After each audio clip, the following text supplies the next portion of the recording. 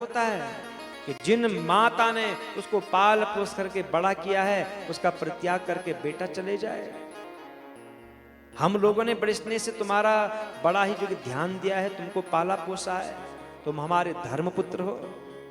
अब तुम बताओ हम क्या करें, हम किसके सहारे पर रहे। रो रही है कीर्तिकाएं, वियोग जन्य अग्नि से जल रही हैं, मूर्छित हो रही हैं।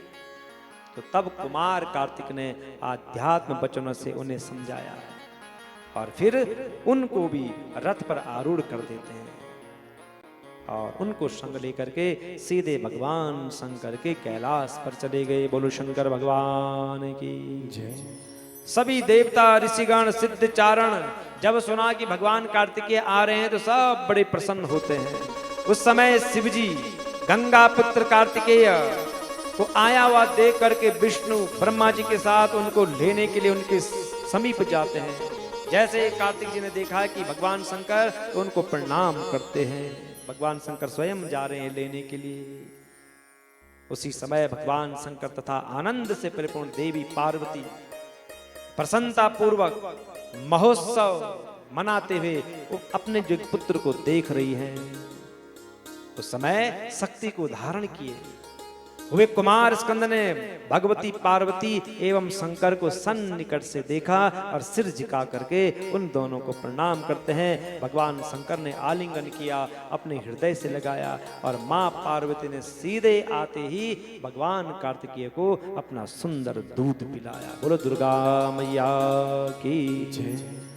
सुंदर जय जयकार से महोत्सव से पूरा ब्रह्मांड गुंजायमान हो जाता है। इस प्रकार महान उत्सव संपन्न देवता तथा अपने गणों के साथ परम आनंदित कुमार कार्तिकेय भगवान शिव के भवन में प्रवेश करते हैं। भगवान शंकर ने प्रसन्न होकर के रत्नों से जड़े हुए रमणीय सिंहासन पर अपने पुत्र कार्तिकेय को बिठा दिया और फिर वेद मंत्रों के द्वारा पवित्र जल से उनका अभिषेक करते हैं।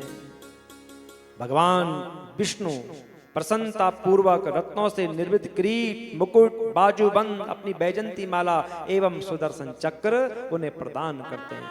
भगवान शिव ने उनको त्रिशूल दे दिया, अपना पिनाक धनुष दे दिया, परशु शक्ति सब कुमार को प्रदान कर दी। ब्रह्मा जी ने यज्ञोपवीत दे दिया, वेद माता गायत्री ने कमंडलु दिया। सब ने अपनी अपनी ओर से कुमार कार्तिकेय को कुछ न कुछ भेंट में दे दिया। देवराज इंद्र ने ऐरावत नाम का हाथी दे दिया।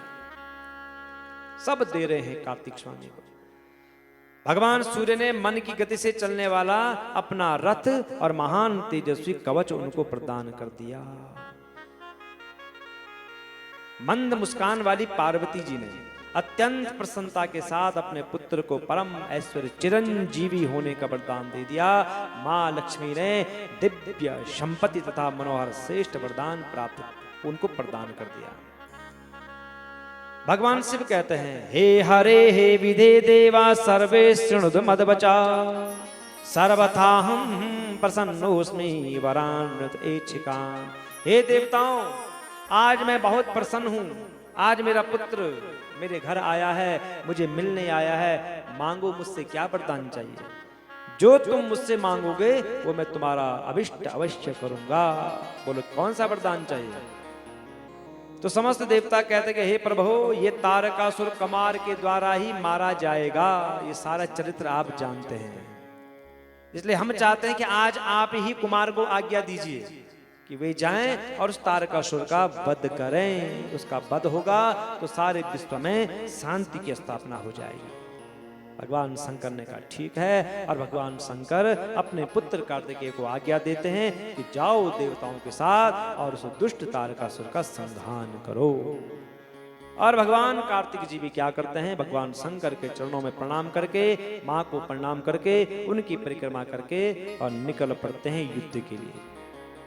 जैसे युद्ध भूमि में पहुंचते, महान युद्ध देवासुर संग्राम, कार्तिक स्वामी और तारकासुर का घमासान युद्ध होता है, जिसमें खेल खेल में भगवान कार्तिकेय उस तारकासुर का वध कर डाल देते हैं। बोलो कार्तिक स्वामी भगवान की जय। और उसके अंत से ही सारे विश्व में शांति की स्थापना हो जाती है।